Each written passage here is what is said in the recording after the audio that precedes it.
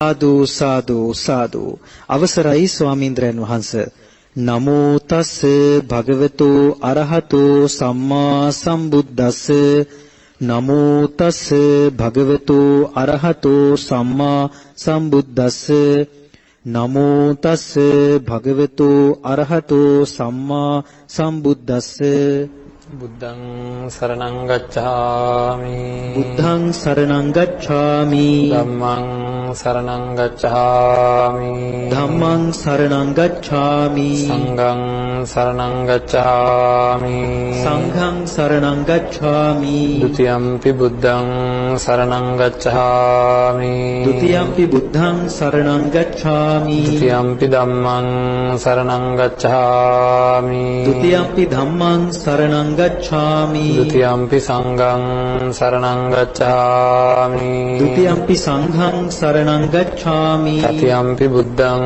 සරණං ගච්ඡාමි තතියම්පි බුද්ධං සරණං ගච්ඡාමි තතියම්පි ධම්මං සරණං ගච්ඡාමි තතියම්පි ධම්මං සරණං ගච්ඡාමි තතියම්පි සංඝං සරණං ගච්ඡාමි තතියම්පි සංඝං සරණං ගච්ඡාමි සරණාගමනං සම්පූර්ණං ආම භන්තේ පානාති පාතා වේරමණී සික්ඛාපදං සමාදියාමි පානාති පාතා වේරමණී සික්ඛාපදං සමාදියාමි අදින්නාදානා වේරමණී සික්ඛාපදං සමාදියාමි අදින්නාදානා වේරමණී සික්ඛාපදං සමාදියාමි කාමේසු මිච්ඡාචාරා වේරමණී සික්ඛාපදං සමාදියාමි කාමේසු මිච්ඡාචාරා වේරමණී සික්ඛාපදං සමාදියාමි මුසාවාදා වේරමණී සික්ඛාපදං සමාදියාමි මුසාවාදා වේරමණී සික්ඛාපදං සමාදියාමි සුරාමේරය මජ්ජපමා දට්ඨානා වේරමණී සික්ඛාපදං සමාදියාමි සුරාමේරය මජ්ජපමා දට්ඨානා වේරමණී සික්ඛාපදං සමාදියාමි සරණේන සද්දින් පංච සීලං ධම්මං සාදුකං සුරක්ඛිතං කତ୍වා අප්පමාදේන සම්පාදේ තබ්බං ආම භන්තේ සාදු සාදු සාදු සමන්ත චක්කවාලේසු අත්‍රා ගච්ඡන්තු දේවතා සද්ධම්මං මුනි රාජස් සුනන්තු සග්ග මොක්ඛදං ධම්ම ශ්‍රවණ කාලෝ අයං භදංතා ධම්ම ශ්‍රවණ කාලෝ අයං භදංතා ධම්ම ශ්‍රවණ කාලෝ අයං භදංතා සාදු සාදු සාදු නමෝ තස් භගවතු අරහතෝ සම්මා සම්බුද්දස්ස නමෝ තස් භගවතු අරහතෝ සම්මා සම්බුද්දස්ස නමෝ තස් භගවතු අරහතෝ සම්මා සම්බුද්දස්ස සාදු සාදු සාදු කතමෝ ච භික්ඛවේ අරියෝ සම්මා සමාධි සෝපනීසෝස පරික්කාරෝ සේයති දං සම්මා දිට්ඨි සම්මා සංකප්පෝ සම්මා වාචා සම්මා කම්මන්තෝ සම්මා ජීවෝ සම්මා වායාමෝ සම්මා සති යාකෝ භික්ඛවේ මේහි සත්තංගේ චිත්තස්ස ඒකග්ගතා පරික්ඛතා අයං උච්චති භික්ඛවේ අරියෝ සම්මා සමාධිස උපනීසෝ ඉතිපි සපරික්ඛාරෝ ඉතිපීති සාදු සාදු සාදු සදා බුද්ධ සම්පන්න පින්වත්නි නිවන් මඟ ධර්ම දේශනා මාලාවේ දෙවෙනි ධර්ම දේශනාවයි මේ ධර්ම දේශනාවෙන් අපි බලාපොරොත්තු වෙන්නේ අපේ චිත්තසංතානය කොයිතරම් දුරට ලෝකයේ අතහැර ගන්න පුරුදු පුහුණු කරලා තියෙනවද කියලා විමසලා බලලා ඒ සඳහා කුමක් කළ යුතුද කියලා ප්‍රායෝගිකව ඊතා ප්‍රායෝගිකව සිද්ධ කළ යුතු දේ සාකච්ඡා කිරීමයි එක දිගට ධර්මය පිළිබඳව තමන්ගේ ජීවිතයට එකතු කරගන්න අවශ්‍ය කරන අදහස් කරුණු ඒක රාශී කරගන්න අවශ්‍යතාවයක් තියෙන හින්දා මේ විදිහට එකිනෙකට සම්බන්ධ අඛණ්ඩ ධර්ම දේශනා මාලාවක් බෞද්ධ මාධ්‍ය ජාලයෙන් විකාශනය කරනවා. ඒ තමයි මේ නිවන් මාර්ග ධර්ම දේශනා මාලාව. අද දවසේ අපි දෙවෙනි ධර්ම දේශනාව විදිහට අද දවසේත් අපි බලාපොරොත්තු වෙන්නේ ආර්ය අෂ්ටාංගික මාර්ගය හේතුවෙන් මාර්ගසිතක් උපදින්නේ කොහොමද කියන එක සාකච්ඡා කරගන්න. අපේ බලාපොරොත්තුව නිවන් දකින්නයි. නිවන් දකින්නේ මාර්ගසිතක් උපදින්නේ තමන්ගේ సంతානයේ තමන්ගේම සිතේ මේ මාර්ගහිත උපදින විදිහට හේතු ටික සකස් වෙන්න ඕනේ. එහෙම නැත්නම් කවදාකවත් මාර්ගහිතක් උපදින්නේ නැහැ. දුක් නැති කරගන්න නම් අපේ චිත්තසංතානවල සියලු කෙලෙස් ප්‍රහාණය කරන කෘත්‍ය සිද්ධ වෙන සිතුවිලි උපදින්න ඕනේ. ඒවා ඉබේ උපදින්නේ නැහැ. ඒවාට හේතු තියෙනවා. ඒවාට අවශ්‍ය කරන ගුණාංග පූර්ණේ කරන්න ඕනේ. අවුරුදු 5ක් 6ක් නැත්නම් අවුරුදු 4ක් 5ක් විශ්වවිද්‍යාලයකට වෙලා වෛද්‍ය විද්‍යාව හදාරපු වෛද්‍යවරයෙක් සාමාන්‍ය සමාජයට ඇවිල්ලා ලෙඩෙක් දකින්නකොට ලෙඩෙක් පරීක්ෂා කරනකොට ඒ වෛද්‍යතුමාගේ මානසිකාරයේහි ඒ ලෙඩේ කුමක්ද කියන සංඥාව එනවා. එහෙම නැති කෙනෙකුට එනවද? එහෙනම් වෛද්‍යවරයෙකුට වෛද්‍ය සංඥා එන්නේ අතීතයේදී ඇති කරගෙන තියෙන ගුරුවරුන්ගෙන් අහගෙන දැනගෙන පාඩම් කරලා ප්‍රායෝගික ඒවා විද්‍යාගාර වලට ගිහිල්ලා පරීක්ෂා කරලා බලලා විභාග වලට පෙනී සිටලා පුරුදු පුහුණු කරලා විභාගයට පෙනී සිටනවා කියන්නේ මතකද කියලා බලනවා. නේද? ඉගෙන ගත්ත ඒවා මතකයේ තියෙනවද කියලා පරීක්ෂා කරලා බලනවා. එතකොට ඒ ඔක්කොම කරලා සුදුසුකම්ලාභියෙක් බවට පත් කරනවා කියන්නේ මොකක්ද? එයාගේ කය හදලා එවලාද? වෛද්‍යතුමාගේ ශරීරය නිරෝගීව හදලා විශ්වවිද්‍යාලයෙන් එළියට දාලාද? නැහැ. එයාගේ මනස සකස් කරලා පරිගණකයකට වඩා වැඩි වේගයකින් ඉක්මනින් මේ කරුණු ටික එනකොට එයාගේ ඇහැට, කනට, නාසයට, දිවට, ශරීරයට කියලා ඉන්ද්‍රියන් වලට, මනසට මේ ලෙඩා ගැන අවශ්‍ය කරන තොරතුරු එනවා. එක එක උපකරණ භාවිතේ. නේද? කනට නිකම්ම ඇහෙන්නේ නැති හින්දා වේදනාලාවක් පාවිච්චි කරනවා. ඒතර තවත් නොයේකුත් අපේ ඒ ඉන්ද්‍රියන් වලට ඒ අරමුණු එනකොට අර පරණ සිතුවිලි ඔක්කොම එකතු වෙලා ඉගෙනගත් ඒවායි අත්දැකීම් ලැබපු ඒවායි අහගත් ඒවායි ඔක්කොම එකතු වෙලා නේද? ඊළඟට බෙහෙත් ගැන ඉගෙනගත් ඒවා තියෙනවනේ. මේ ලෙඩේට මේ බෙහෙත කියලා ඉගෙනගත් ඒවා තියෙනවනේ. ඒවා ඔක්කොම අර මානසිකාරයෙන් නැగిලා එනවද නැද්ද? නැగిලා එනවා. නේද? ඒක අන්න බලන්න අපේ මානසිකාරය කියන්නේ කොච්චර ප්‍රබල දෙයක්ද කියන්නේ බලන්න එහෙනම්. නේද? මේක නිකන් අයාලේ දාලා මේ කොහෙවත් තියෙන මස් පර්වත දෙකක් තුනක් මොකද කරන්නේය? මේ ඉඩම් කඩම් වලට මොකද වෙන්නේය? නේද? ඊර්ෂියාවට, ක්‍රෝධයට, වෛරයට ගෝචර කරලා තියන්න ඕන එකක්ද මේක? ඊට වඩා ලොකු වැඩක් ගන්න පුළුවන් එකක්. අන්න ඒ වගේ දැන් අපි කියනවා නේද? සමහර වෛද්‍යවරු දක්ෂයි, සමහර වෛද්‍යවරු දක්ෂ නැහැ කියලා. මොකද්ද ඒ? වේගෙන් වැඩ කරනව නේද දක්ෂ? හයියෙන් ඇවිදිනවා දකින්න. නෑ ඒක නෙවෙයි දක්ෂයි කියන්නේ.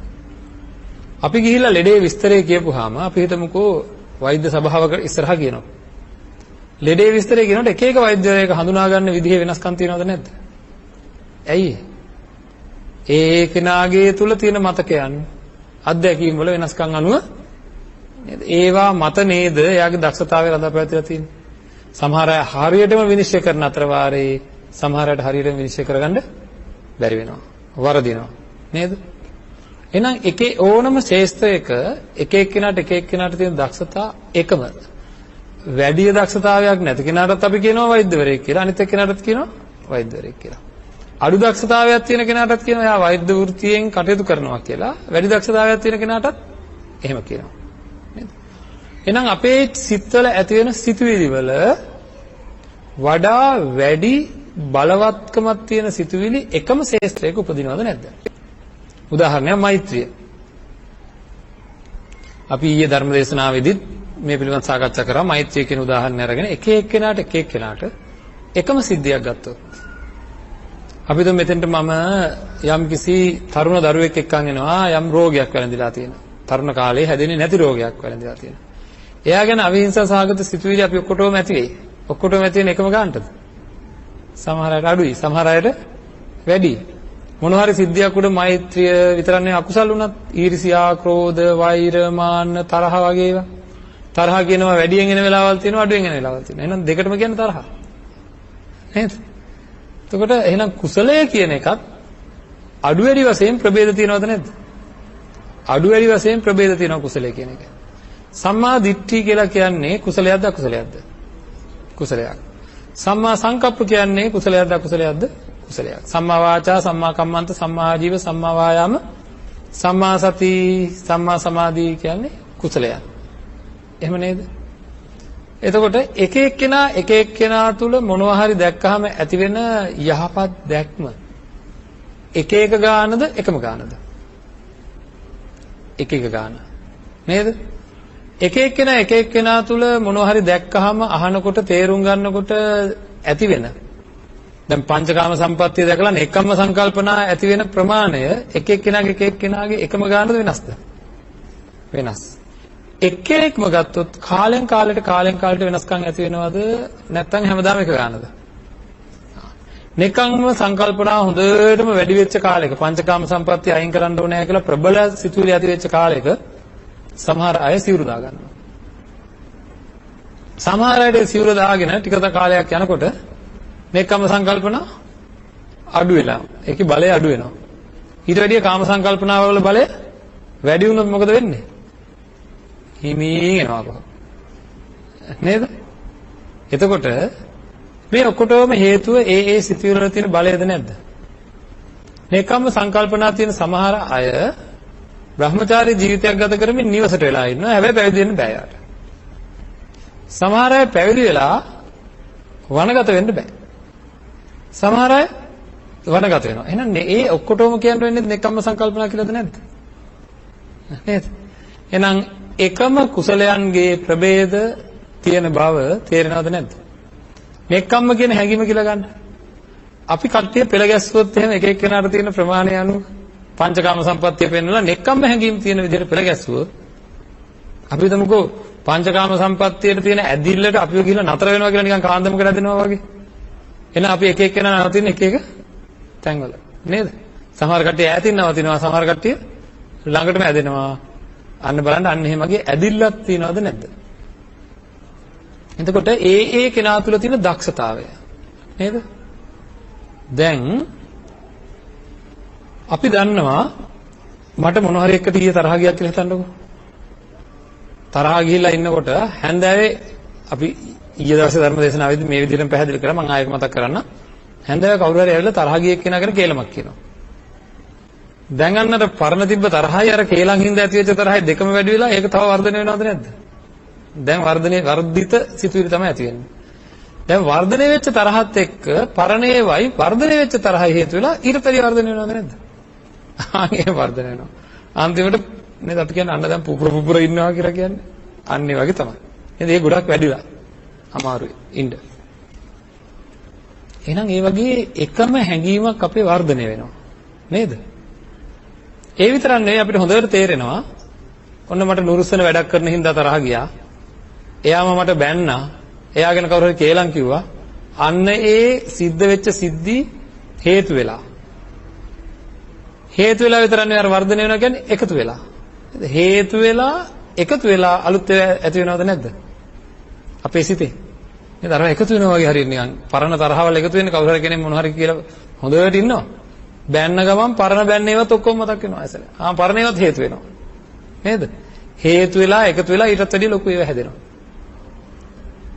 අන්න එහෙම අපිට හැදෙනවා කවදා හරි දවසක චිත්ත සමාධිය. මේ සමාධියත් එක එක ගානද නැද්ද? එක එක්කෙනාට තියෙන එක එක ගාන. එක එක විදිහේ සමාධි තියෙනවා. සමාධියට හේතු වෙන අංග වෙන කාරණාවලට කියනවා ඒ සමාධියට හේතු වෙච්ච එකතු වෙච්ච දේවල් වලට කියනවා අංග කියලා. අපිට සම්මා සමාධියක් හැදෙනවා කවදා හරි දවසක හැදිය යුතු වෙනවා. කොයි විදිහටද? මාර්ග සමාධියක්.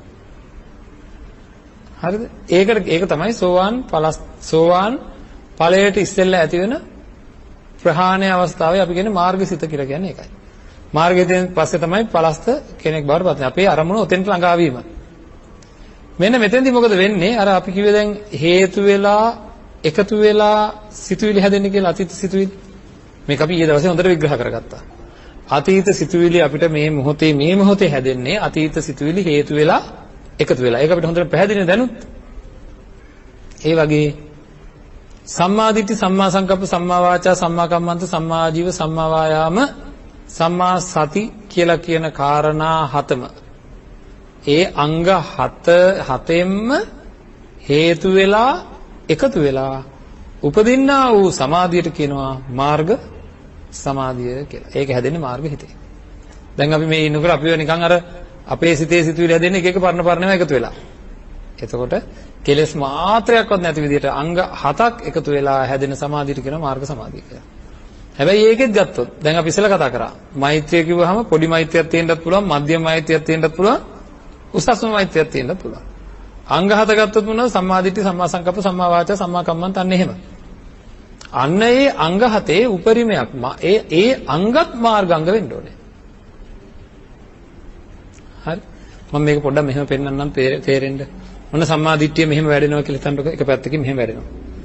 මේ සම්මා සංකප්ප වැඩෙනවා. හැම එකක්ම වැඩෙනවා කියන එක තේරෙනවනේ වර්ධනය වෙන්න ඕනේ. සම්මා සංකප්ප කියනවා නෙක්ඛම්ම සංකල්පන, අව්‍යාපාද සංකල්පන, අවිහිංසා සංකල්පන. මේ සංකල්ප තුනම නේද? මේ පංචකාම සම්පත්තියේ නික්මීමේ තද්ද බල අදහසක්. ඒකට කියනවා නෙක්ඛම්ම නේද? මට මේ පංචකාම සම්පත්තියෙන් ඇති පළක් ඇතේම නැහැ. ඕනෙම නැහැ. අද කියලා අති ප්‍රබල හැඟීමක් ඇති වෙනවා. අපිට කියන්නේ ඒ වෙලාවට අපි කලකිරෙනවා කියන්නේ නේද? කලකිරුණාම කියන්නේ මගේ ඇහැ පේන පැත්තට එකන් එන්න එපා මම නම් කැමතිම නැහැ.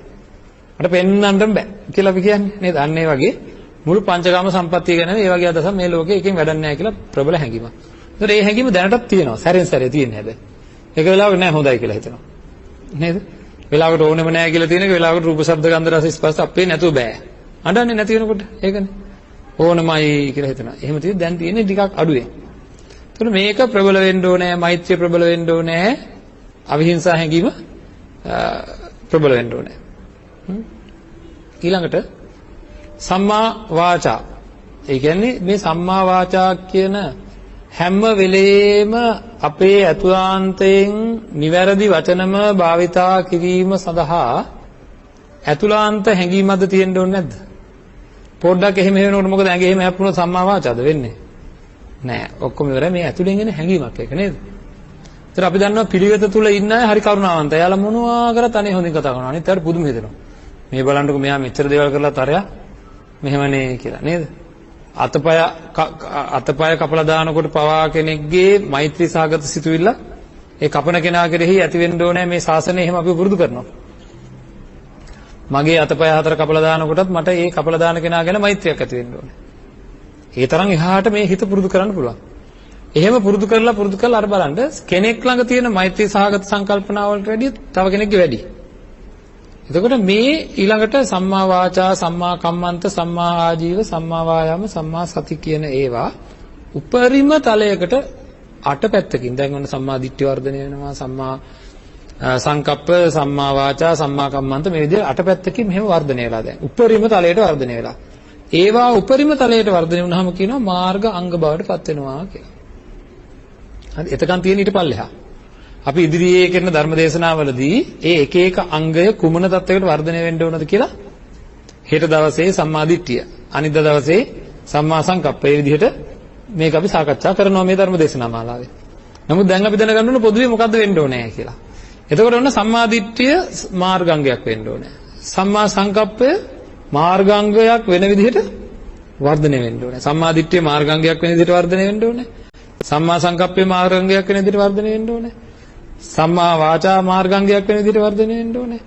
සම්මා කම්මන්ත මාර්ගාංගයක් විදිහට වර්ධනය වෙන්න ඕනේ. සම්මා වායාම එහෙම. සම්මා ආජීව ඒ ගානට වර්ධනය වෙන්න ඕනේ. එහෙම මේ අටම මේ හතම ඔන්න හතම මේ අතට වර්ධනය වුණා. වර්ධනය වෙලා මොකද වෙන්න ඕනේ? මේ අට එකතු වෙලා එක හිතක් හැදෙන්න ඕනේ.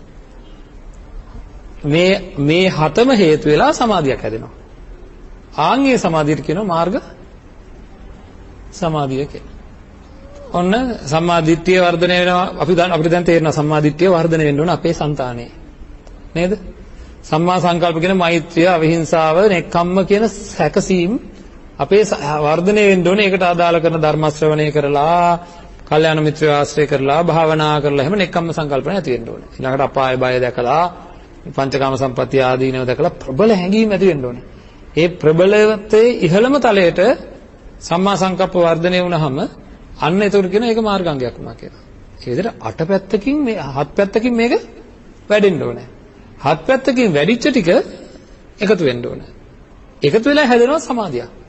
ආන්ගේ සමාධියට කියනවා මාර්ග සමාධිය කියලා. හරිද? එතකොට අපි මං අහන්නේ ඔය වගේ වැඩපිළිවෙලක් මෙතන සිද්ධ වෙනවා කියලා දැනගෙන ඉන්න ඕනද නැද්ද? නිකාන් ඔහෙ මොන හරි පූජා කරලා නිවන් දකිත්වා නිවන් දකිත්වා නිවන් දකිත්වා. දකීද? නෑ මේක දැනගෙන කරගන්න ඕනේ. මොකක්ද මෙතන හැදෙන හැදිල්ල කියලා දැනගෙන කරන්න ඕනේ. දැන් දැනගන්න ඕනේ මගේ එතකොට ඔන්න කෙනෙකුට පුළුවන් තමන්ව පිරික්සලා බලන්න. මගේ දෘෂ්ටිය කොහොමද දන්නේ? මගේ සංකල්පනා නිවන් දකින්න ඇද්ද? මගේ යහපත් වචන භාවිතය යහපත් වචන භාවිතා වෙන විදිහට හිතේ ඇති වෙන සිතුවිලි ප්‍රබලත්වය ඇද්ද? මගේ යහපත් කල්පනාවල් ඇති වෙන විදිහට මගේ ළඟ තියෙන ප්‍රබලත්වය ඇද්ද කියලා තමන්ගේ පැත්තෙන් විමසලා බල මේ හිත මොකද කරන්න ඕන? ඒවා වර්ධනය වෙන විදිහට වර්ධනය කරන්න ඕනේ. දැනගෙන වර්ධනය කරන්න ඕනේ. එක පැත්තකින් හරි අඩුවක් තිබ්බොත් අතෙන්ට යන්න බෑ. ඊට මෙහා නේද?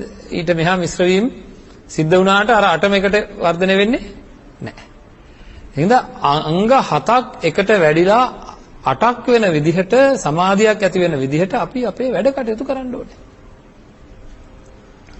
හැම නිමේෂයකම මේ අට එකතු වෙන විදිහට කවදා හරි එකතු වෙන විදිහට වැඩ කරලා මේ අට එකතු වෙච්ච දවසක අපිට පංච උපාදානස්කන්ධේ යථාභූත ස්වરૂපය වැටහෙනවා.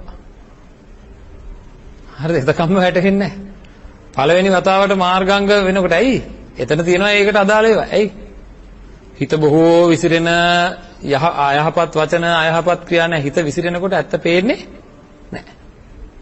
ඊළඟට හිතට බොහෝ පසුව ඇති වෙන චෝදනා ආදී ඇති වෙන අයහපත් ආජීවයේ යෙදිලා නැත්තම්. හරිද?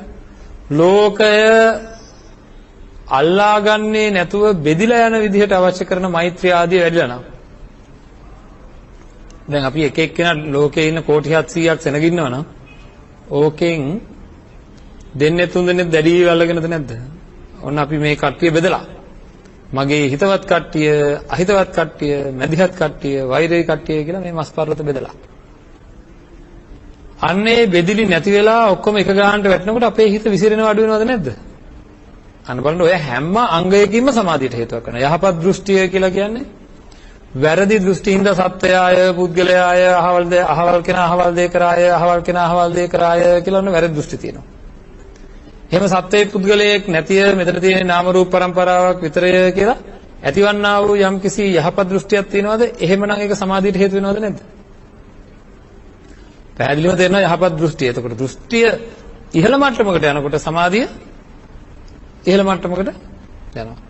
යහපත් සංකල්පනා නෙක්ඛම්ම සංකල්පනා කියන්නේ මේ පංචකාම සම්පත්තියේ විසිරෙන හිත. පංචකාම සම්පත්තියේ නික්මීමේ අදහස් ඇති වෙනකොට විසිරෙන එක අඩු වෙනවද වැඩි වෙනවද? අනිවාර්යයෙන්ම විසිරෙන එක අඩු වෙනවා. ඊළඟට මෛත්‍රී සංකල්පනා තියෙද්දි හිත විසිරෙන එක අඩු වෙනවද නැද්ද? අඩු වෙනවා. අවිහිංසා සංකල්පනා තියෙද්දි අඩු වෙනවා. ඊළඟට යහපත් වචන කියලා හිතන්න හැම වෙලේම අර යහපත් වචන අයහපත් වචන බවට පත් වෙන්නේ හිත විසිරීලා රාග දේශ මොහ වැඩි වෙනකොට. එහෙනම් ඒ පැත්තෙන් ඒක අඩු වෙලා එහි ඇලීමක්වත් නැති වෙනකොට. යහපත් වචනවල ඉහළම තලය ගැන සඳහන් වෙනවා ධර්මයේ. අපි ඒක පස්සේ ආය සාකච්ඡා කරන ධර්ම දේශනා මාලාවේදී ආරති විරති පටිවිරති වේරමණී කියලා. අපි සාමාන්‍යයෙන් දැන් මේ වැලකිලාන ඉන්නේ. යහපත් වචන යහපත් කර්මාන්ත කියන ඒවා දෙකම ගත්තොත් එහෙම සම්මා කම්මන්ත කියන එක ගත්තොත් එහෙම ප්‍රාණඝාත අදත්තාදාන කාමිත්‍යාචාර. අපි ඔය කාමිත්‍යාචාර කියලා ගමුකෝ. කෙනෙක් සංසාර බය දැනিলা කාමයේ වර්ධව හැසිරීමෙන් වෙන් විලා ඉන්නවා. හැබැයි අතුලාන්තයෙන් කැමැත්තෙන් ඉන්නවා. එහෙම හිතන්නකෝ. ඇතුළාන්තයෙන් තද කැමැත්තකින් ඉන්නවා නමුත් වෙන් වෙලා ඉන්නවා.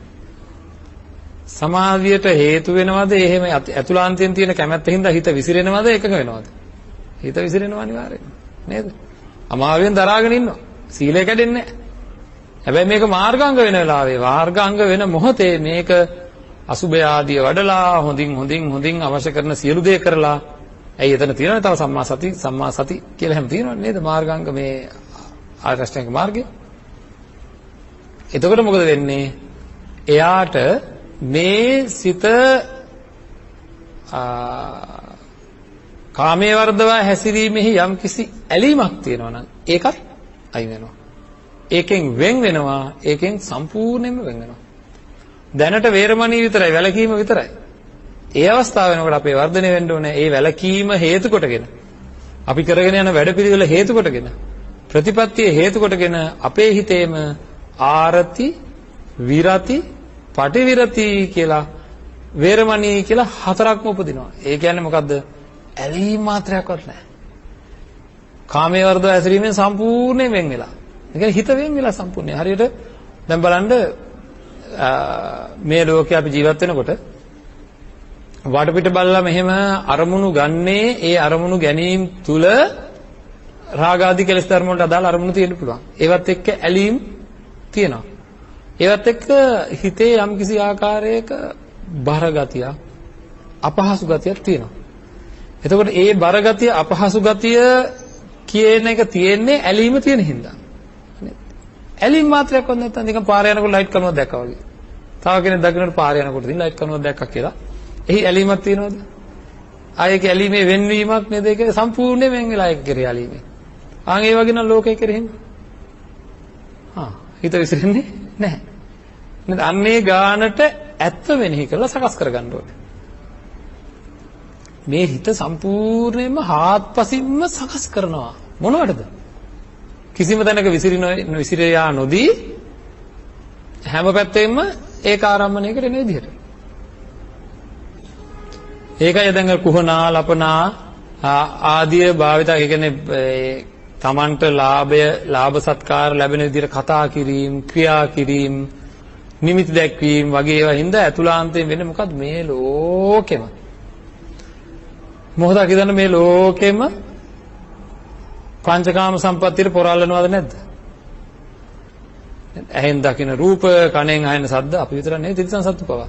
වෙලාවකට අපි කෑමක් කනකොට තිරිසන් සත්තුත් ඇවිල්ලා හොරෙන් බලාගෙන ඉන්නවා. නේද? හොරෙන් හරි බලාගෙන හරි ඉන්නවා. ඒ කියන්නේ එයාගෙත් ප්‍රාර්ථනාවක් තියෙනවා අර කන කෑම එකේ යාට නැතුව මට තිබ්බනම් හොඳයි කියලා. නේද? හැම වෙලෙම එහෙම ඒ විතර නෙවෙයි පුළුවන් නම් ගන්න බලනවා. නේද? තිරිසන් සත්වයෝ පොර කනවා වගේ මිනිසුත් පොර කනවද නැද්ද? ඇත්ති තරම් පංචකාම සම්පත්තිය පොරල්ලනවා. ගහ ගන්නවා, බැන ගන්නවා, මරා ගන්නවා. නේද? ඒ ඔක්කොම තියෙද්දී ඒ ඔක්කොම අතහැරලා දාලා පංචකාම සම්පත්තිය ආදීනව දැකලා පැත්තකටලා ඉන්නවා නම් යම් කිසි කෙනෙක් කිසිම වැරදි විදියකින් හම්බ කරන්නේ නැතුව කිසිම කපටිකමක් වෙන කෙනෙකුට කරන්නේ නැතුව ලද දෙයින් මං සතුටු වෙලා කටයුතු කරනවාය කියලා ගිහියෙක් හෝ පැවිදියෙක් හෝ කටයුතු කරන්නේ නැතුව අර වැරදි විදියට කටයුතු කරොත් එයාට කවදාකවත් චිත්ත ඒකාග්‍රතාවයක් ඇති වෙන්නේ නැහැ. තමන්ගේ අතුලාන්තයෙන් සතුටක් එන්න ඕනේ. මම කාටවත් කපටිකමක්, කුහකකමක්, ඊර්ෂියාවක් මොකක්වත් කරලා නැත. කවදාකවත් කරලා නැත. මම ඉදා යහපත් විදිහේ ජීවිතයක් ගෙවලා තියෙනවා කියලා. ඒක පැවිදි වෙච්ච අපිටත් එහෙමයි. පැවිදි නොවෙච්ච මේ අතන්ටත් එහෙමයි. ඉතින් එහෙම වෙලා ඒක ඉහළම තලයකට තමන්ගේ වර්ධනය වෙන්න ඕනේ. එහෙම වුණොත් ඒක සමාධියට හේතු වෙනවද නැද්ද? මේ කොයි සීමාවට මේක වර්ධනය වෙන්න ඕනද කියලා අපි ඉදිරියේදී කතා කරනවා. නමුත් ඒ සීමාවට වර්ධනය වුණාට පස්සේ අපිට මෙන්න මෙහෙම කියන්න පුළුවන්. මම උදාහරණයක මේක තව පැහැදිලි කරන්නම්. ගමක මිනිස්සු ටිකක් ඉන්නවා. ඒ මිනිස්සු ඔක්කොම නියෝජනය කරන්න ග්‍රාම සේවක මහත්තයෙක්පත් කරගන්නවා. හරිද? දැන් ග්‍රාම සේවක මහත්තයා ඇවිල්ලා මොන හරි කියනවා නම් ඒ ගමම නියෝජනය වෙනවා. ඊට ග්‍රාම සේවකවරු ටික ඔක්කොම නියෝජනය කරලා පළාත් සභා මන්ත්‍රී කෙනෙක්පත් කරගන්නවා. දැන් මේ පළාතේ ඉන්න පළාත් සභාවේ මන්ත්‍රීවරයා ඇවිල්ලා කතා කරොත් අපි දන්නවා එහෙනම් අර පුංචි තැන ඉන්න ගම්වැසියාව නියෝජනය කරමින් මේ කතා කරන්න කියලා. නේද? පළාත් සභා මන්ත්‍රීවරු ටික ඔක්කොම එකතු කරලා ඇමති කෙනෙක් පත් කරගන්නවා ඒ විශේෂ ක්ෂේත්‍රයේ. හරි. ඇමතිවරු කීප දෙනෙක් එකතු කරලා මහ ඇමති කෙනෙක් පත් කරගන්නවා. එතකොට මහ ඇමතිවරු ඔක්කොම නියෝජනය කරන විදිහට අගමැති කෙනෙක් පත් කරගන්නවා. දැන් බලන්න. අගමැති කියන එක්කෙනා මෙතන ඉන්නකොට මෙන්න මහ ඇමතිවරු ටික. ඊට පල්ලෙහි ඇමතිවරු ටික. ඊට පල්ලෙහි පළාත් සභා මන්ත්‍රීවරු ටික. ඊට පල්ලෙහි ග්‍රාම සේවකවරු ටික. බලන්න. අඩියෙම ඉන්න ගෙදර ඉන්න සමාජිකයා පියා කියලා හිතන්නකෝ. එයාව නියෝජනය කරනවා නේද අගමැතිතුමා? රටේ පණිවිඩය එළියට දෙනකොට ලංකාව නියෝජනය කරලා දෙනවා. ඒ වගේ මේ හැම දැන් අපි සාමාන්‍ය වශයෙන් හිතන දෘෂ්ටියේ මාර්ගාංග දෘෂ්ටිය කියන්නේ මාර්ගාංග දක්වා පත් වෙනවා කියන්නේ ඒක අනිත් හැම එකම නියෝජනය කරන ප්‍රබලම තැන. ප්‍රබලම 8 දෙනා අර මහා ඇමතිවරු 8 දෙනා එකතු වෙලා අගමැති හදනවා වගේ ප්‍රබලම 8 දෙනා එකතු වෙලා අපේ හිතේ මාර්ගාංගය හැදෙනවා. ආන්ගේ හැදෙන විදිහට මේක ප්‍රබල කරගන්න ඕනේ. හරි. ඉතින් අන්න එතෙන්ට යන්න එක එක අංගයන් අරගෙන ඒ අංගයන් මං වර්ධනය කරන්නේ කොහොමද කියලා අපි හිමීසර විමසලා බලන්න ඕනේ. මෙන්න මේ වගේ තත්ත්වයක් තමයි තියෙන්නේ කියලා දැනගෙන. එතකොට ඒ தත්ත්වයට යන්න අපි අපේ යහපත් දැක්ම වර්ධනය කරගන්න ඕනේ. මේ යහපත් සමාධිය වර්ධනය කරගන්න ඕනේ. ඉතින් ඔන්න ඔය සිද්ධිය දැකලා සමහර අය මේක තේරුම් අරගෙනම කටයුතු කරනවා. මම හැම පැත්තකින්ම නිවනට සුදුසු කෙනෙක් බවට පත් වෙන්න ඕනේ කියලා. ඒකයි බුදුරජාණන් වහන්සේ අංග 8ක් දේශනා කරේ. මේ අංග 8 තමන්ගේ තුල වර්ධනය වෙනවා නම් ඒ අංග 8ට ප්‍රතිවිරුද්ධ කිසිම අකුසලයක් තමන්ගේ හිතේ එන්න ඉඩක් ඇත්තේම නැහැ. ඒකින්ද අපි මොකද කරන්න ඕනේ මේක දැනගෙන ගන්න. සමහර අය භාවනා කරන්න අකමැති. භාවනා කරන්න කියලා කියන්නේ ඇයි කියන එක අපිට පැහැදිලි වෙනවා ඔය සම්මා සංකප්ප කියන අංගය ගැන කෙටියෙන් කතා කරොත්. සම්මා සංකප්ප කියන අංගය මාර්ගාංගයක් බවට පත් වෙනකොට ඒක කියනවා අප්පනා ව්‍යප්පනා චේතසෝ අබිනිරෝපණා කියලා. මේ හිතෙහි ප්‍රබලව ඒක අර්පණා තත්වයකින් නැගෙන්න ඕන. මෛත්‍රී හැඟීම නම් ඒ මෛත්‍රී හැඟීම අති ප්‍රබලව නැගෙන මට්ටමකට සකස් වෙන්න ඕනේ. එහෙම සකස් වෙන්න නම් මොකද කරන්න ඕනේ? මෛත්‍රී භාවනාව වර්ධනය කරන්න ඕනේ. වර්ධනය කරන කෙනෙකුට තමයි ඒක අප්පනා තත්වයකට චේතසෝ අබිනිරෝපණා කියන තත්වෙට වර්ධනය වෙන්නේ. එහෙම නැත්නම් ඒක සිද්ධ වෙන්නේ නැහැ. ඉතින් මේ දැන් ඊයේ පෙරේද වුණ සමහර අය මම ඉතින් කියනවා හැමදෙරේ භාවනා කරොත් බ්‍රහ්ම ලෝක යනවා නේද? එහෙම නෝ නිවන් දකින්න හම්බෙන්නේ නැහැ නේද? මම ඇහුවා. භාවනා නොකර කුසලයේ වර්ධනය කරගන්න නැතුව හිටියොත් අපාය යනවා නේද? එහෙනම් ඉස්සෙල්ලා කරන්න ඕනේ මේ භාවනා කරොත් බ්‍රහ්ම ලෝක යනවා කියලා බයර භාවනා නොකර ඉන්න හදනවා. ඊට වැඩිය බය වෙන්න ඕනේ මොකද්ද? භාවනා නොකර අපාය යන්න උනොත් කියලා. ඇයි? ඇත්තට මොකද්ද භාවනාව කියන එකත් අපි මේ වෙලාවේ කල්පනා කරන්න ඕනේ. අපි හොඳට දන්නවා මොනවා හරි දෙයක් වැඩියෙන් මෙනෙහි කරනකොට අපි හිතමු තරහෙන් කවුරු හරි ගැන වැඩියෙන් මෙනෙහි කරනවා කියලා. තරහ කියන හැඟීම වර්ධනය වෙනවද නැද්ද? අපි දන්නවා හොඳට මේ තරහෙන් පැත්තකලා හොඳටම තරහ ගිය වෙලාවක මං කියනවා කාට හරි මේ දැන් හොඳට තරහ ගිලා නේද තියෙන්නේ. එහෙනම් පැත්තකටලා ගිහලා ඉඳ ගන්න. ඉඳගෙන උඩුකයත් ඕනනම් ඍජුවෙන් තියාගෙන එයා ගැන තරහෙන්ම මෙනෙහි කරන්න ගන්න කියලා. මම ඇත්තමයි මෙහෙම කරා මට මෙහෙම කරා කියලා. දැන් භාවනා කරන කෙනාට මොනව වෙයිද? දත් පූට් වෙනවා ටිකක් වෙලා යනකොට. නේද? අත් මිටිමලෝ වෙනවා. ඒ තරහ එන්න වැඩි වෙනවා. එහෙමනම් ළඟ අපි දන්නවනේ දැන් තරහ ගිය වෙලාවක වෙන වැඩක් කරන්න ගත්තොත් ඉක්මනට වෙන වැඩක් කරන්න ගත්තොත් හදිස්සියේ මොකක් හරි එදිලා අන්න මොකද වෙන්නේ? අමතක වෙනවා තරහත්. චිත්ත පීඩා ඇති වුනහම මනෝවෛද්‍යවරු එහෙම කියන්නේ මොකද්ද? නිකන් එක තැන කරලා ඉන්න එපා. ඔය චිත්ත පීඩාව තියාගෙනම ගිහිල්ලා හොඳට වැඩ කරන්න කියනවා. නේද? තමන් කරන වැඩේ හොඳ අරමුණකින් වේගෙන් වැඩ කරන්න. නිකන් ඉන්න එපා. ඇඳන් වලට වෙලා ඉන්න එපා. පැත්ත බලාගෙන ඉන්න එපා. අහක බලාගෙන ඉන්න එපා. කල්පනා කරගෙන ඉන්න එපා. වැඩ කරන්න. ඕන දෙයක් වුණ දෙන් කියලා වැඩ කරන්න. පස්සේ බලාගමු කියලා. එතකොට අන්න එහෙම වෙන දෙයකට හිත යොමු වුණාම අරක අඩු වෙලා යනවා. නේද? එහෙනම් ළඟ මොනවා හරි මෙනෙහි කරොත් ඒකේ තියෙන බලය වර්ධනය වෙනවා. එහෙනම් භාවනාවේ මොකද කරන්නේ? මෙත්තානුස්සති, අසුභානුස්සති, මරණානුස්සති, බුද්ධානුස්සති, ඊළඟට කායානුපස්සනා, වේදනානුපස්සනා, චිත්තානුපස්සනා, මේ මොකද වෙන්නේ? අනුස්සති කියන්නේ නැවත නැවත මෙනෙහි කරන එක. මෛත්‍රී හැඟීමෙන් ලෝකය ගැන නැවත නැවත මෙනෙහි කරන වාරයක් ගානේ ඒ තැනත්තාට ඇති වෙන මෛත්‍රී හැඟීම වර්ධනය වෙනවා. නේද? බුදුරජාණන් වහන්සේ ගැන මෙනෙහි කරන වාරයක් ගානේ ඒ තියෙන බුදුරජාණන් වහන්සේ ගැන තියෙන හැඟීම වර්ධනය වෙනවා. අර බලන්න. එහෙනම් බිම වාඩි වෙලා එක තැනකට වෙලා ඉඳගෙන පර්යංකයක ඉඳගෙන ඉතිපටිසංචික්කති චක්කුං අනත්තා සෝතං අනත්තා රූපං අනත්තා සද්ධානං අනත්තා ඔය විදිහට රුක්ක මූලයක් අරඤ්ඤයක් ශුන්‍යාකාරයක් හොයාගෙන අනාත්ම හැඟීමෙන් මෙනෙහි කරනකොට අනාත්ම හැඟීම වැඩි වෙනවා. අනිත්‍ය හැඟීමෙන් මෙනෙහි කරනකොට අනිත්‍ය හැඟීම වැඩෙනවා. අන්න එහෙම භාවනාවෙන් රුකුලක් ලැබිය යුතු සම්මා සති සම්මා සමාධි කියන අංග දෙකෙනුත් අපි ප්‍රයෝජනයක් ලබා ගන්න ඕනේ. එතකොට ඒවා ප්‍රබල වෙනවා. ඒවා ප්‍රබල කරගන්න මම බලා ගන්න ඕනේ මේවා ප්‍රබල කරගන්න.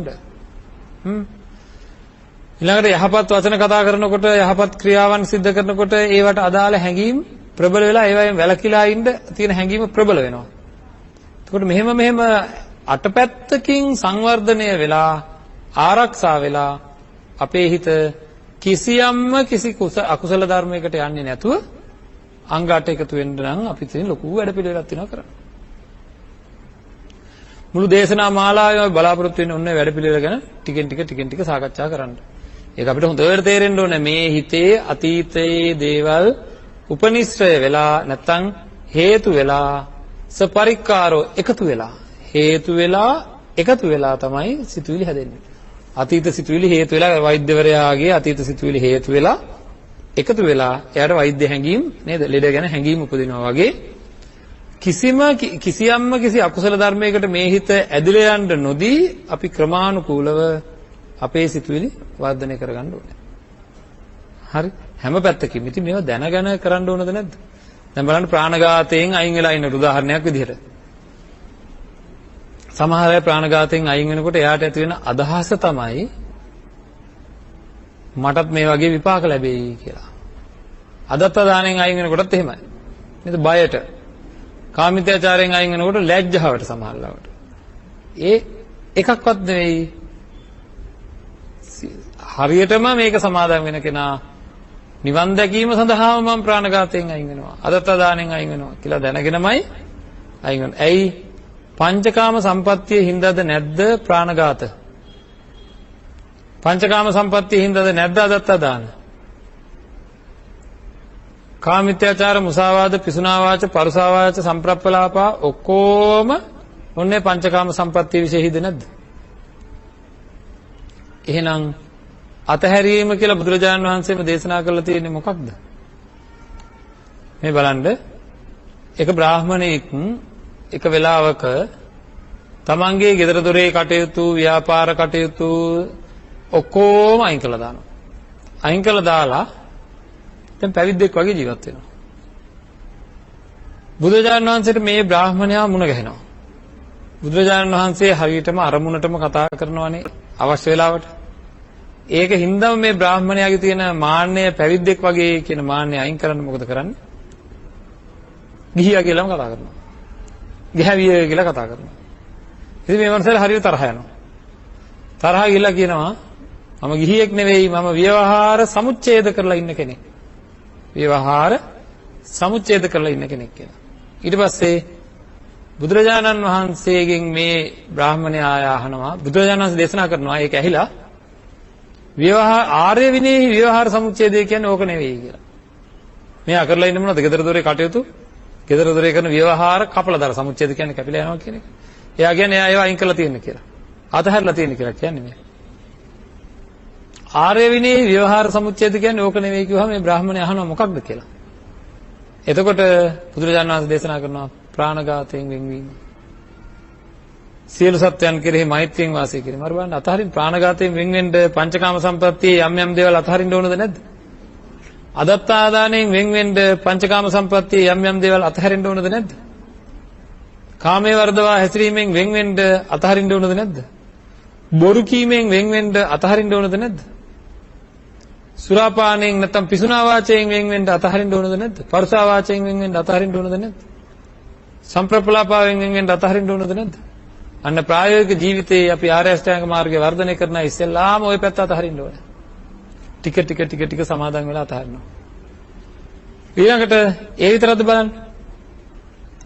සියලු සත්වයන් ඝාතනය කිරීමෙන් වැළකීම විතරක් නෙවෙයි සියලු සත්වයන් කෙරෙහි මෛත්‍රියෙන් වාසය කිරීම. අදත්තා දාණයෙන් වැළකීම විතරක් නෙවෙයි ලද දෙයෙන් සතුට වෙලා වාසය කිරීම. කාමයේ වර්ධවා හැසිරීමෙන් වැළකීම විතරක් නෙවෙයි අන් ස්ත්‍රියක් අන් පුරුෂයෙක් කෙරෙහි සිතුවිල්ලක්වත් ඇති නොකරගෙන වාසය කිරීම. බොරු කීමෙන් වැළකීම විතරක් නෙවෙයි ඉතා සත්‍යවාදී ජීවිතයක් ඇති කර ගැනීම. Tamanට තමන්වත් බොරුවක් කරගන්නේ නැහැ. ඊළඟට කේලම් කීම කරන්නේ අනිත් අය බිඳවන්නනේ. මේ අනිත් අය බිඳවන්න නෙවෙයි දැන් මේ සැරේ කතා කරන්නේ මොනවටද? බිඳිච්ච අයව සමගි කරවන්න. සමගි වෙච්ච අයගේ සමගිය තහවුරු කරවන්න. ආන් එහෙම ජීවත් වෙන්න කිව්වොත් කොච්චර දේවල් අතහරින්නවද කෙනෙකුට.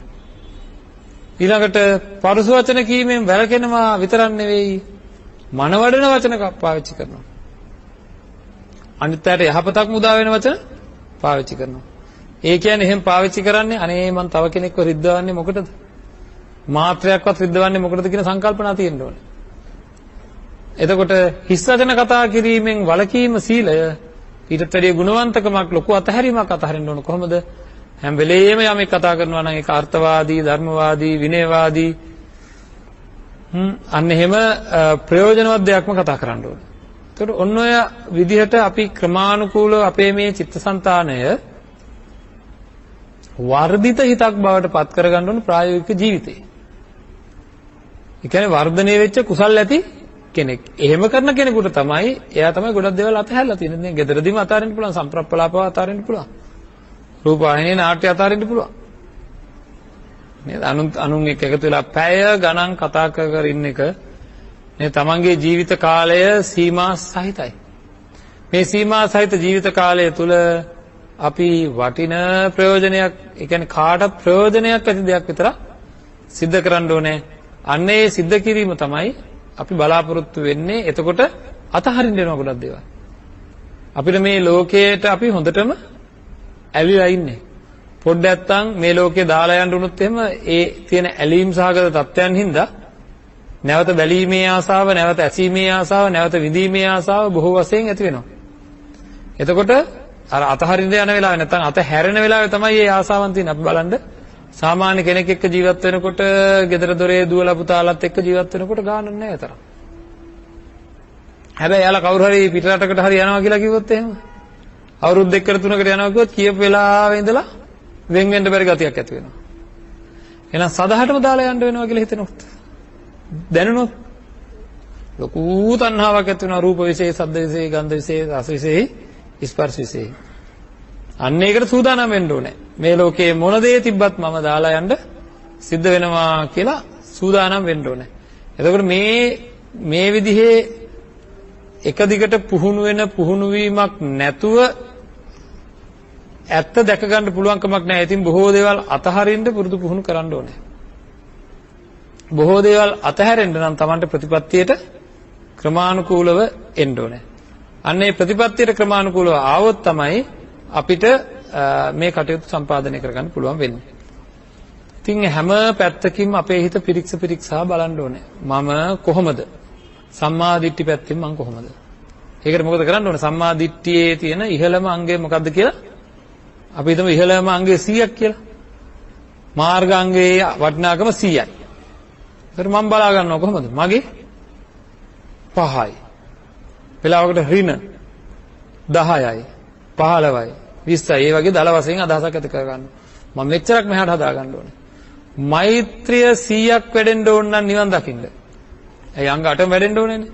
එහෙනම් මගේ කීයද කියලා බලා ගන්න ඕනද නැද්ද? ඔන්න මගේ කීයද කියලා බලා ගන්න ඕනේ. හරිද? එතකොට මගේ தත්ත්වය මොකද්ද? මෛත්‍රිය. අපෝ මම මේ ඔස්සලගෙන් මැස යන්න බෑ. එහෙනම් ඒ තරහ ගිය වෙලාවට ඍණ. වැඩෙන්න ඕන 100ක්. මගේ වැඩිපුර තියෙන්නේ පාරේ යන්නත් බෑ ඍණ. ඇඟේ හැප්පුණොත් ඍණ. බැලුවොත් ඍණ. වචනයක් කිව්වොත් ඍණ. නේද? නෙකම්ම සංකල්පන හුඟක් වෙලාවට ඍණ. ඇයි කාම සංකල්පන වැඩිනේ? එහෙම වුණොත්. එතකොට සම්මා වාචා බොරු කීම්, කේලම් කීම්, පරස වචන කීම්, හිස් වචන කීම් හුඟක් වෙලාවට පින නේද? එහෙනම් දැන් අද දෙවෙනි ධර්ම දේශනාව හෙට ඉඳන් මේ හැම අංගයකම 100 මොකක්ද කියලා අපි සාකච්ඡා කරනවා. හරි. හැම අංගකම මහා චත්තාරීසික සූත්‍රය ආශ්‍රයෙන් මේ අංග ටික විග්‍රහ කර ගැනීමක් සිද්ධ කරනවා හෙට ඉඳන් කරන ධර්ම දේශනාවලදී. මොකද ඒ සූත්‍ර ධර්මයේ සම්මා ආජීව දක්වා මේ සම්මා දිට්ඨිය වර්ධනය කරන කෙනාට, සම්මා සංකල්ප වර්ධනය කරන කෙනාට, සම්මා වාචා, සම්මා කම්මන්ත ආදී වර්ධනය කරන කෙනාට සම්මා සතිය, සම්මා වායාම, සම්මා සති, සම්මා සමාධි වැඩෙන්නේ කොහොමද කියලා විස්තර කරලා තියෙනවා. එතකොට අපිට සාමාන්‍ය ජීවිතයේදී ආර්ය අෂ්ටාංගික මාර්ගයේ වැඩෙන්නේ කොහොමද, නිවන් මඟ හදාගන්නේ කොහොමද කියලා සාකච්ඡා කරන්න පුළුවන්. ඉතින් මුලින් මේ ධර්ම දේශනා මාලාවේදී ওই ටික අපි ගැඹුරින් කතා කරලා ඊට පස්සේ සීලයක් සමාදන් වෙන්න ඕන කොහොමද? ඒ සමාදන් වෙලා තමන්ගේ දැනට තියෙන දුර්වලතාවයන් නැති කරගන්න මොකද්ද කරන්න ඕනේ? සමාධිය කියන්නේ මොකද්ද? ඒක කොහොමද? නැත්තම් සීල විසුද්ධියක්, සීලයෙන් හිත පිරිසුදු කරගන්නේ කොහොමද? චිත්තයෙන් චිත්ත විසුද්ධිය ඇති කරගන්නේ කොහොමද? සමාධියෙන්. ඊළඟට ditthi විසුද්ධිය, කාංකා විතරණ විසුද්ධිය ආදී හිත ටික ටික පිරිසුදු කරගෙන ඉදිරියට අරන් යන ආකාරය කොහොමද කියලා ප්‍රායෝගික තලයක සිට වචන වලට විතරක් සීමා වුණේ නැති තමන්ව පිරික්සලා නිවැරදි తත්වය හොයලා බලලා එතනින්නම් පටන් ගන්න පුළුවන් වැඩ. මේ වෙනකොට අපි ළඟ යම්කිසි කුසල වැඩිලා තියෙනවද නැද්ද? හැමෝම ළඟම යම්කිසි කුසලයක් මේ වෙනකොට තියෙනවා. තමන් වර්ධනය කරගත්ත තැන ඉඳලා කොහොමද මම මේකට එකතු වෙන්නේ? අපි ගමනක් යනවා. සමහර කට්ටිය මග ඉන්නේ. නේද? අපි මෙහෙ ඉඳන් යනකොට මග ඉන්න අයකට දාගෙන යනවා. ඒ වගේ සමහර කට්ටිය ටික දුරක් ගිහිල්ලා ඉන්නවා. එතන ඉඳන් කොහොමද අපි වර්ධනය කරගන්නේ කියලා බලලා කටයුතු කරගන්න පුළුවන්කම ඇති කර ගැනීම සඳහා මඟ පෙන්වීමක් හෙට උදෑසන සිට සිද්ධ වෙන ධර්ම දේශනා මාලාවෙන් මේ අයට තේරුම් ගන්න පුළුවන්කම තියෙනවා.